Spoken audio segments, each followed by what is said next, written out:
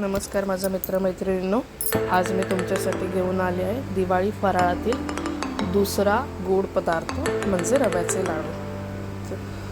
त्यासाठी मी 2 वाटी रवा चांगला भाजून घेतला। त्याच्यानंतर तो मिक्सर जारमध्ये बारीक वाटून घेतला आहे। 2 वाटी रव्यासाठी 1 वाटी पिठी साखर आणि थोडंसं वेलची पूड टाकली।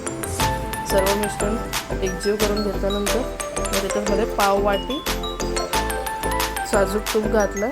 साजूक तूप मी कडकडीत गरम करून त्याच्यात मनुके टाकले।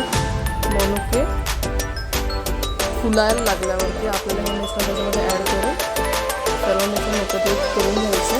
त्याच्यानंतर मिश्रण थंड करून झाल्यानंतर आपल्याला त्याचे गोल ज्या हव्या त्या आकारामध्ये लहान मोठे साईज मीडियम साईज ज्या आकाराचे मी तुम्हाला हवे त्या आकाराचे लाडू वाळून घ्यायचे। अशा प्रकारे आपले रव्याचे लाडू तयार आहेत। तुम्हाला माझा व्हिडिओ कसा वाटला मला कमेंट करून नक्की सांगा, लाईक करा,